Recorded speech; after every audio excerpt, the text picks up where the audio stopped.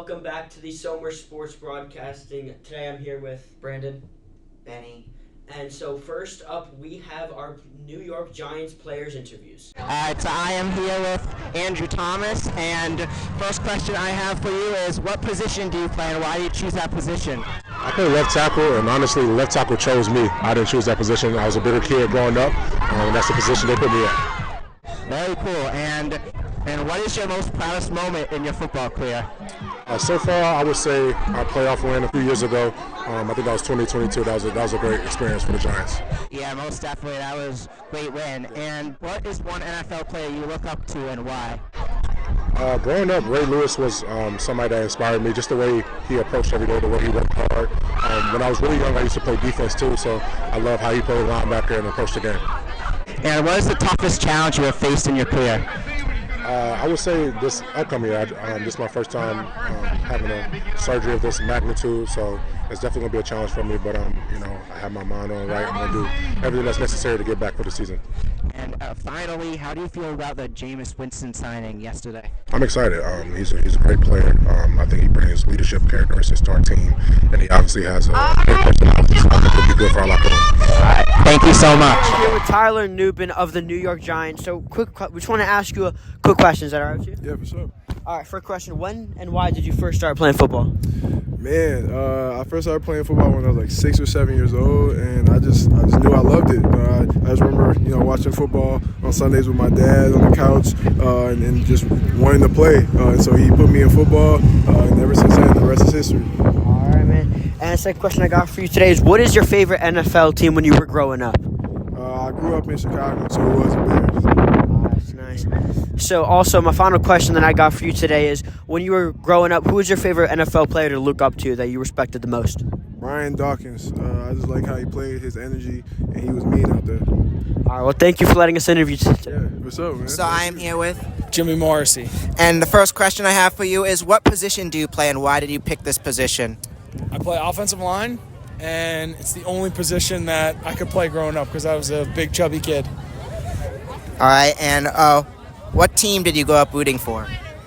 I grew up rooting for the Steelers, and then I was kind of a fair weather fan. I liked the Eagles the older I got, so I like the Pennsylvania teams. I wasn't really a diehard team fan of anyone, but it was probably the Steelers. Very cool. And what is the most difficult opponent you have faced in your career and why? It would probably be our very own Dexter Lawrence. I've never played him in a game, but he's the most impressive defensive tackle I've ever played against. Yeah, most definitely. And what is your favorite sport outside of football?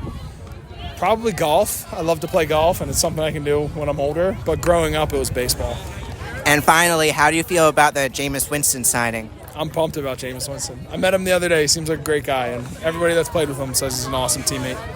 Very cool. And one more thing, could you just talk about what teams have you been on in your career, like from college and your path to the NFL? So I played for University of Pittsburgh in college, and then I got drafted to the Raiders. I never actually played a game for them, and then I played for the Texans, and then now I'm with the Giants. Very cool. Well, thank you. Yeah, of course. Thank you. Julia Schmidberger. And in flag football, what position do you play and why? So I'm a wide receiver and safety, and I mostly play it because I'm really apt with my hands. I'm a goalkeeper, so kind of came naturally to me, and so it's always come really naturally to me, and I find success doing it. So. Oh, very cool. And what does this event, the football jamboree, mean to you? It means so much to me. I've been with this program since the pilot years when there was only 18 in Section 1. We were the only people playing in New York State. And, it started with about 50 girls on that field, and today we're going to have over hundreds. And it just means so much to me because my coach, Coach Katie, she's worked so hard to bring this program to fruition. And I really think that it shows that girls can play football too. And, we're really good, and it's nice that we can showcase in front of the Giants, in front of colleges, and that so many sponsors are supporting us. Yeah, most definitely. It's great to see how far this program has come. And what are your thoughts about having the opportunity to meet the New York Giants each year? Oh, it's so cool. I mean, I get to tell stories about meeting them, and I've gone to their summer trainings, and I've done their college showcases, and it's so much fun meeting them. I just remember I've met Daniel Jones twice, and I've met Saquon Barkley at their summer trainings, and it was just so, I know neither of them play for the Giants anymore, but it's just such a surreal experience to see what hard work and dedication get you. And if you had to pick one station, what's your favorite station here at the Jamboree? Oh, station? You know, as a wide receiver, I'd probably have to say the passing station. I love running routes, but as a safety, definitely interceptions. I had quite a lot last year, and it's probably one of my favorite things to do. All right, and what do you look forward for the most this season? This season, I look forward to playing, my last season with my friends. I mean, I'm a senior. I just want to make the best of it, and I've played with these girls, some for 3 years, 4 years, 2 years, and they truly are my best friends, and I couldn't ask for a better team, so I'm definitely looking forward to, winning, but, finishing out my 4 years here with them. All right, well, thank you. Thank you. We are here with Amanda Dustin. for the Somers flag football team. So we have a couple questions for you. So first question, what is your main position you play? I've played blocker in the past, but I think I'll get a shot at receiver as well this year. All right. So what do you think this whole jamboree? What does this really mean to you as a player? It's just a great way to bring the whole flag football community together to grow our program, bring more awareness to it, and make friends and have fun. Also on this, what are your opinions or thoughts on the New York Giants coming here? Oh, I think that's so awesome that they come here every year and come to support us. It's a really good way to bring awareness to our program. All right. And what is your favorite station here at the jamboree? Well, I always like the offense station where we catch the balls, and then and also the obstacle courses are cool as well. What was the main reason you started playing flag football to really get into the sport? Well, I've always liked football. Football's always been a big thing in my household, so when there was flag football at the high school, I thought it'd be a cool opportunity to join. All right. And what do you think your favorite thing to do as a flag football player? What do you think the most exciting thing is to do? I just like to play, and I like to be on offense and catch the ball and be aggressive. That's what, and also obviously team bonding, being with the whole team is awesome. Yeah. All right, so I am here with. Ava Schmidberger. And what position do you play, and why do you choose that position? I'm a quarterback and a linebacker. Linebacker, I love the excitement of it, and you're constantly doing something rather than sitting back.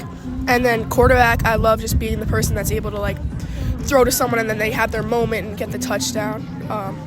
And I love the mental factor of it, knowing that I'm doing something that matters. Yeah, most definitely. And what does this event mean to you? This event, honestly, I've played flag football since I was in 6th grade, so it's really cool for me to see everyone here. We started out with 8 teams, now we're at 33 for Section 1, so it's really just a sense of accomplishment knowing that Katie, who I've known my whole life, has really been able to push her dream this far, and she keeps going. Very cool and impressive. And what is your favorite station at the Jamboree and why? My favorite station was probably practicing our offensive moves. I think it was the Yonkers coach. It was super fun seeing everyone try to do dips who hadn't done dips before, and it was just really exciting. And what are you looking forward for the most this season? Honestly, the team in general, because this is I've been on the basketball and I've been on other teams outside of school, and this team feels the most like a family, so I'm really excited to have that experience with everybody. All right, well, thank you so much. All right. I'm here with Isabella Goulart. And today we're going to be interviewing her. So I just have a quick couple questions for you. So what position do you play in flag football? I'm a running back or a wide receiver. What does this event at the Jamboree really mean to you? It's really fun, and it's fun to see all the other teams and bring everybody that plays flag football together and to expand the program. So what are your thoughts on having the opportunity to meet the New York Giants and talk to them? It was really cool, and it was nice to hear their feedback and words of advice for us. What do you think your favorite drill or station is here at the Jamboree? That's a tough question. Probably the interceptions ones. It's your favorite? Yeah. And why did you first start playing flag football? I started to play because it was really fun, and I've always grown up playing football with my brothers. So the fact that we have the opportunity to play as girls is really fun. And finally, what do you think the team could do overall to improve this off season? I think we could communicate with each other and really bond as a team to play better on the field. All right, well, thank you for coming out here. Nice to see you. So I'm here with, Olivia. Kara. and what does this event mean to you? I mean, it just really shows how much this sport has grown. So I don't know. It shows how much the sport has grown and how much girls enjoy playing it and how much more it's gonna grow. It means a lot to me because I started playing flag in 5th grade, and I only played in the Somers Sports Arena, and it was 5-on-5. There's only 15 girls in the town that even cared about it, mixed with Yorktown. So there's no interest behind it, and it's grown so much since my freshman year. Now we need 2 sessions, and it's just awesome to look at and think about it like that. And what are your thoughts on having the opportunity to meet and do these drills with the Giant players? It really just shows that people are here to support us and that there's a support system behind us and that they started out just how we were and look how far they've become, and we can go that far, maybe not into tackle football or the NFL, but there's a lot of things like it that we can get into. She kind of summed it up too, but it's just how amazing how they're taking time out of their day to come support us, and their busy schedules just to come here and support flag football. Yeah, most definitely. And final question is, what are you looking forward for the most this season? I'm really looking forward to see how our team can evolve. We lost 2 key players to our team last year, and the freshmen that came up this year are really going to fill in those spots, and I think we have a great team and accomplish great things this year. I just want to see our connections grow. We already have a great connection on this team, and our additions, I think we're going to grow closer and closer and get farther than we did last season. All right, thank you so much. Thank you. All right, so now we're on to Somers football and baseball have merged with North Salem, so we have opened to the community, and now we have merged with North Salem for the entire baseball program and football program. Yeah, and next we're going to take a look at the MLB Tokyo Series, which happened earlier this week on March 18th and 19th. Yeah, so this past week, as I said already, we had the MLB Tokyo Series taking place. Dodgers won both games. First game, they won 4-1. Second game, they won 6-3 with 7 hits in both games. And now we're just going to go over some top plays from the series, some top moments. Ohtani had his first home run of the season. No surprise there. Roki Sasaki, his first game in the MLB, he had an electric debut. And the Cubs' Matt Shaw, he was their #1 prospect. He had his first MLB game hit. Rojas had a sliding backhand grab on a ground ball. He had a deep throw to get to throw out Matt Shaw for the final out on Wednesday's game. Kyle Tucker had his first Cubs hit in the 9th inning, opposite field, double off the wall. And Max Muncy became the 4th MLB player with a hit in 5 different countries: the U.S., Canada, Mexico, South Korea, and Japan. He joins Eduardo Alfonso, Paul Goldschmidt, and Xander Bogaerts on that list. Now, on to some more MLB stuff. And continuing on with our MLB theme, I want to ask you guys, how many wins do you think the Yankees and Mets will have in the 2025 season? I do like their schedule, but I do think they're going to have around 95 to 98 wins. Yeah, I gotta say, Yankees, I know they did lose a good player, but at the same time, they're still gonna have 97 wins, and that's what I'm going with. I'm going to say for the Mets, with their additions over the offseason, I'm going to say they could just get around 94 wins. They're a good team. They made it to the game before the World Series and National League Championship, and I think they're going to have another good season. But I'm also going to throw the Red Sox up there. As I'm a Red Sox fan, I think they're going to have 98 wins. Yeah, so I agree with Benny on the Yankees. They're going to have about 98 wins, as they had the low 90s in the past season. They're going to be a little bit better this year. Yeah, they did lose Hanso. He's a really great hitter, but he's not that good of a fielder. So I feel that with Aaron Judge back in right field and Cody Bellinger back in center, that's going to make a huge difference. And this Yankees batting lineup is still pretty powerful. And the Mets, they improved a little bit over the offseason well, so they're going to have around 93 wins opposed to their high 80s last year. And I don't totally agree with Benny on the Red Sox there. I don't think they're as good as the Yankees quite yet. We may, obviously we won't know until about the middle of the season how that goes, but I think the Red Sox are going to have between 84 and 87 wins. Yeah, I obviously disagree with that. Next up, we have our baseball interview. So now we are on to our varsity football predictions. So week 0, we have Somers versus Iona Prep. I do think Somers is going to come out on top. It's going to be a very close game. Iona Prep is a very, very talented school in terms of football, and I think Somers is going to win 42-38. Yeah, I think just looking at the schedule, it's a rough start for Somers. Week 0, they take on Iona Prep, and for a team that is losing a lot of seniors, it's going to be a rough start. But anyone could go against the other top team in New York. It's going to be the Tuskers. I think Iona Prep plays them tough.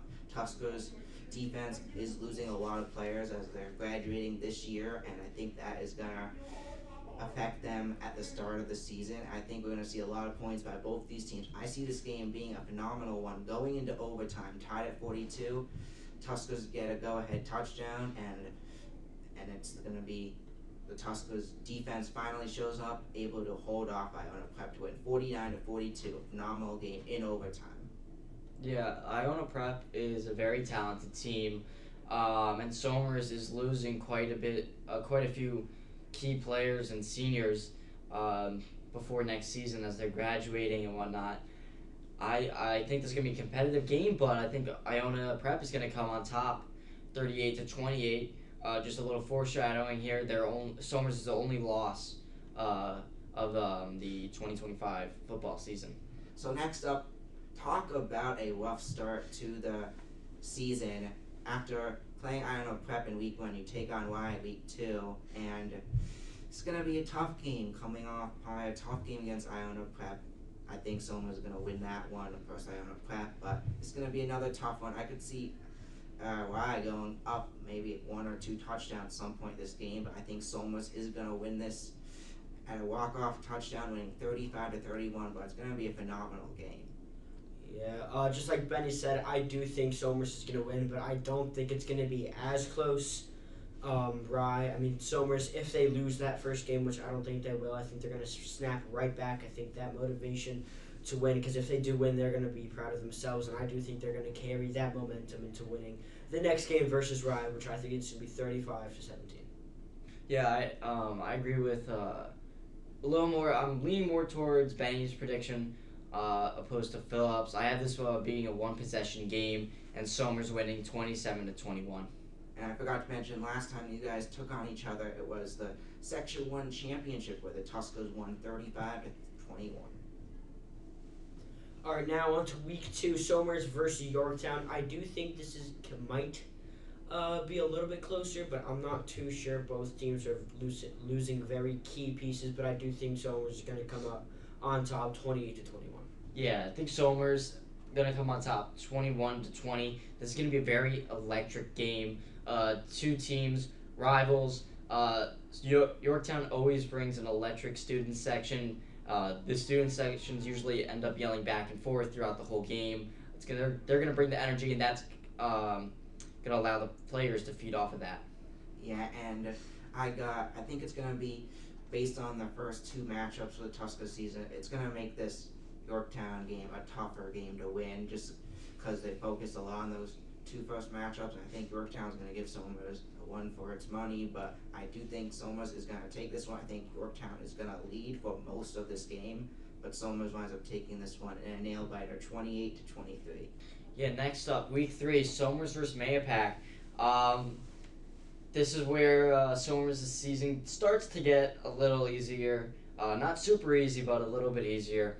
I think Somers is still going to win on top, 59-34, a very high-scoring game for Somers. Yeah, I don't see that many points, but I think this is the game Somers is going to start to figure it out and start to pull away. However, I think they're going to win 34-21. I still see Mayapack putting up 21 points because Somers' defense still losing a lot of key players from last season, and I think that's going to allow Mayapack to put up some points, and it's going to prevent shutouts. I think it's going to make it close as well for a good amount of the game, but I see Somers eventually winning it, taking control, 34-21.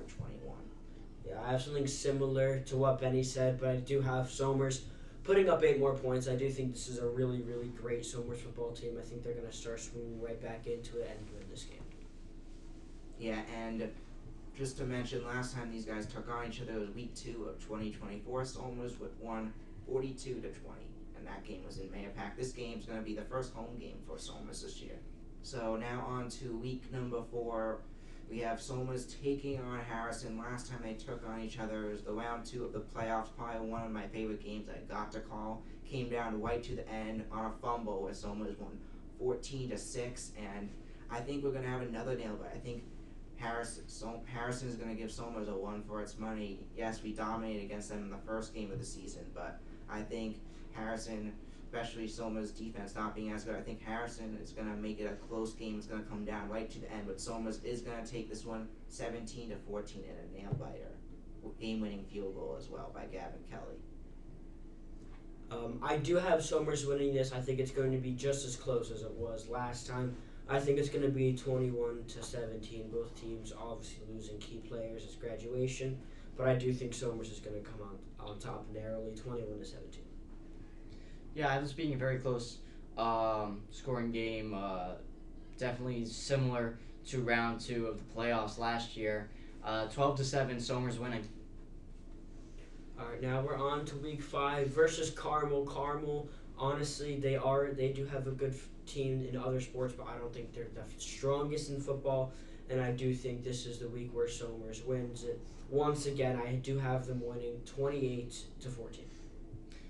Yeah, this is where Somers really is just going to dominate. I have them winning 42-15. Not much else to say there. Yeah, and Carmel, first time ever Somers has taken on Carmel in varsity football history, and I think it's going to be a good one. Carmel actually was the state championship winner for Class D. It was either 2021 or 2022. So this is a good team. They have a good background, but I think this is the game really when Somers figures it out. Still, Somers is a much better team than this Carmel team, and it's going to show as Somers is going to win it 48-13. Yeah, next week 6, second to last week before the playoffs, Somers versus Brewster. I have Somers winning by a whopping some 48-21. I think Somers coming in from the last game, continuing to figuring it out. I think Somers is going to take this one, dominate. Brewster's going to get some points more towards the end, but Somers dominates 42-19.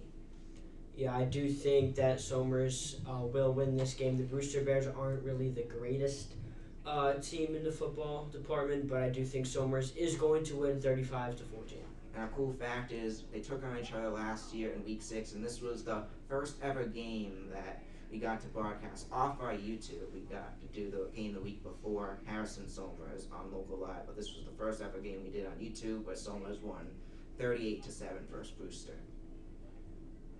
And finally, we have Somers taking on Lakeland, just like last year, to end off the season where they won 49-0. This time, however, I don't see Somers putting up that much points. I think they're going to rest their players like they did last season. It was 42-0 at half. I could see it being a 35-0 at half, but resting their players and the final score being 35-7 Somers.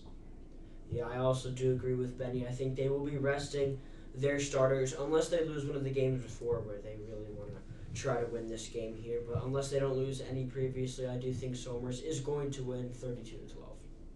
Yeah, I think Benny and Phillip said it all there. They're going to rest their players. 28-3 final score, Somers winning. And that's the score that Falcons fans are going to love. So now we are on to our top 10 NFL power rankings. All right, so now we have our top 10 early NFL power rankings, which are already discussed. So 10, I do think this is interchangeable with the Broncos, but I do have the Chargers. I think this might be a Justin Herbert bounce back year, and I do think they might be able to make the playoffs, maybe get past our first round. Maybe they can get into the divisional. Number 9 seed, I do have the Texans. They probably will lose Stephon Diggs, but I do think with Tank Dell back, Nico Collins fully healthy, I think C.J. Stroud over the sophomore slump. 8, I have the Packers. I think if they can get Jair Alexander, figured out, trained out, get a really star wide receiver instead of just signing Rondale Moore, I do think this is going to be a legit team next year.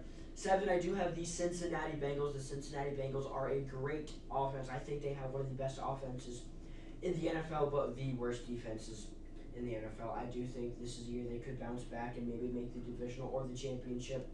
And number 6 seed, I do have the Niners. They were bombarded with injuries last year, but I do think this year they are going to be turning it back around. I think They just get that, they lost some key defensive players, but I think if they can get that settled out, find a true wideout wide receiver too, I think it's going to be a great team.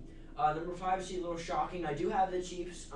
Travis Kelce is getting old. They aren't going to be as good as a team. I still see them getting around 11 to 13 wins, but I don't think this is going to be a great team. 4 seed, I have the Lions. They unfortunately did lose to the Washington Commanders last year, but I do think that they are going to bring it back. 3 seed, I do have the Baltimore Ravens. They are a great team. I think with more improvements on the offense side of the ball with some receivers, it's going to be a better team. 2 seed, I have the Buffalo Bills. They added Joey Bosa on a 1-year, $12.6 million deal, but I think this is going to be a great team. And 1 seed, I do have the Philadelphia Eagles. Now, you might have noticed I did not throw the Washington Commanders in there. I do think they're going to be a good team, but I'm not too sure. They're going to have to play the Eagles twice a year, and their schedule, it looks pretty good, but I don't see them being a top team in the NFL, but I think they actually might be, so I might probably throw them in around the 6th or 5th seed and put everyone down. So next up, as requests from Miss O'Shea, we are including the Tusker Oreo Madness in our episode today. So we're going to start with the round 2 results quickly, or the round 2 games instead. So the Classic Oreo is going to take on the Birthday Cake Oreo. The Mega Stuff Oreo will take on Oreo Thin. Double Stuff will take on Thin Mint. And currently ongoing is the Golden Oreos versus the Pumpkin Spice Oreos, and the Cakesters against the Golden Birthday Cake. Yeah, so let's start with the divisional round of the Tusker Oreo Madness bracket. So we have the 1 seed Classic Oreos taking on the 9 seed Birthday Cake. I do think the Classic Oreo will win this. It's number 1 seed for a reason. It's the original Oreo. And next we have the Mega Stuff taking on the Oreo Thin. The Mega Stuff is, personally, I think the greatest Oreo that they have. The Oreo Thin is very underrated, but I do think the Mega Stuff is going to take it. And then we're on to the other side in our other divisional round. We have the double stuffed Oreos taking on the Thin Mint. Thin Mint is extremely underrated, but it was going against the lower seed Lemon Oreos. I do think the double stuff will take this. And right now, as we record, the Golden Oreos are taking on the Pumpkin Spice. I do think Golden Oreos are going to win. And then Cakesters are taking on the Golden Birthday Cake. I do think the Cakesters are going to win that. And for that divisional matchup, I do have Cakesters beating the Golden Oreos. Now on to the division or the conference championship, I guess in NFL terms. We have the Classic Oreo taking on the Mega Stuff. Classic Oreo has been there from the beginning, but I do think the Mega Stuff is going to take this, so I think the Mega Stuff will be moving on to the championship. And on the other side, it is the Double Stuff versus the Cakesters. Cakesters is relatively new, but I do think that the Double Stuff is going to win. I think they're better all around. And now on to our final championship. We have Mega Stuff taking on Double Stuff. I'm surprised Double Stuff has made it this far, but Mega Stuff is better in every category, so I do have the Mega Stuff winning the championship. You know, 100% agree with Phillip there. I was going to go for almost exactly the same bracket, so we can just go right on to Benny if you'd like to have some input. So basically similar to Phillip as well. I'm just going to go through a few different changes, but I think Classic Oreo beats Birthday Cake, easy win there, just Classic Oreo. Then we have Mega Stuff Oreo Thin, gotta go Mega Stuff there. Double Stuff versus Thin Mint. I'd personally say Double Stuff, but because I think a lot of people like Thin Mint, I'm gonna put Thin Mint there. And then look at the last bracket, I'm gonna say Golden Oreo takes on Birthday Cake, and I think Birthday Cake takes that one. So we have Thin Mint versus Birthday Cake again. A lot of people like Thin Mint, but I think Birthday Cake's gotta take it here. Then we have Mega Stuff versus Classic Oreo, and Classic Oreo takes it there. All right, that's great, guys.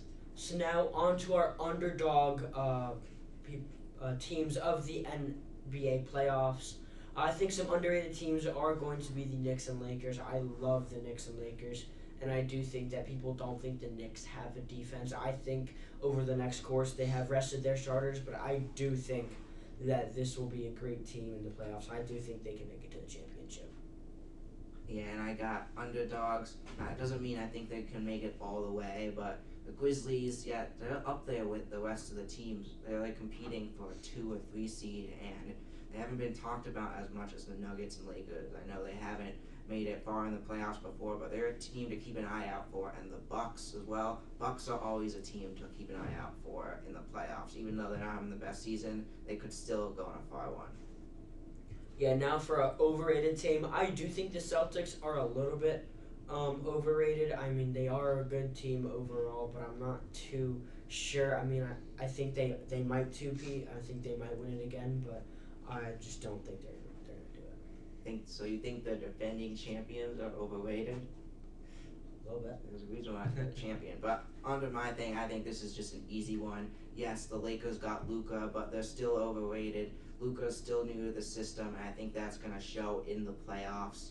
And I think if they do get past the Thunder for whatever reason in the miracle, I don't see any way they get back past the Nuggets. Those two teams have just been, those players have been there longer. They're used to playing together. I think the Lakers just need more time to be in the championship. And LeBron, I know it's LeBron, but he's old, and I think we're going to see that in the playoffs. So next up, last week, NASCAR went to Vegas, and it was with a caution coming out, allowing all the cars under pitting, and taking the lead was Berry and Suarez were up front. They battled to the finish, and Josh Berry got his first Cup Series win at Las Vegas. I'm excited to see where he goes from here.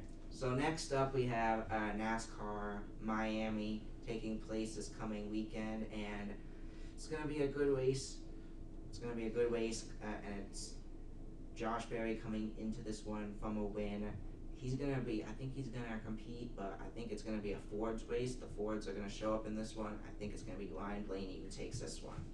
All right, I'm going to go with Kyle Larson. I'm not too big on NASCAR, but I do think that Kyle Larson is a great racer, and I think he can win this. Yeah, I did some looking around. I have to agree with Kyle Larson. He's the favorite to win this race, and he's just a good driver overall. He was a champion a few years ago, and he's right there in contention, as always. All right, so now we are on to which rule should be changed in the NFL. I actually have two. I'll start with one. I think the playoff should be based on records. For example, in the NFC North, you have 3 teams over 500. The Lions went 15-2, the Packers went 11-6, and the Vikings went 14-3. But the Vikings were not a 3 seed, as it was given to another team. And I do think that is a rule that should be changed. I think it should be based off of records. So certain divisions might not even have, a team competing for the playoffs. For example, on the AFC side, the Houston Texans, if they don't do as well next year, they wouldn't be in the playoffs, and no one would be representing the AFC South. So I also do think that the overtime rule should be changed. For example, in the NFL playoffs, both teams have the chance to have possession of the ball and try to score. Right now, it's just whoever you score, you win. I think it should be fair for both teams. Yeah, and I agree with Phillip on the first one. However, I'd change it up a little bit. Yes, I think it should be seeded based on record, not division. But I think if you win your division, you should still be able to make the playoffs, because the division should be for something. But I think it should be seeded 1 through 7. If you win your division, you make the playoffs. But then those seeds are based off of record and not if you won the division for home field. I think that's what they should change for that. Yeah, Phillip kind of talked a little bit about mine already, but overtime rule. I think it's dumb. Why should one team be able to win without letting the other team get the ball? What if, let's say, the team that got the ball at the start of the second half also gets the ball at the beginning of halftime of overtime, just because luck, coin toss. They can win without the other team even getting the ball. So I just don't think that's fair at all to the kicking team. We are the Somers Sports Broadcasting Club. See you next week.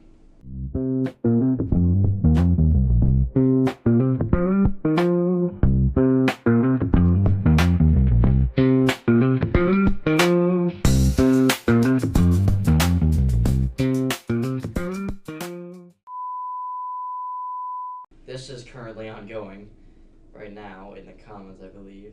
But this is all. Can we go eat Oreos after we finish? Okay.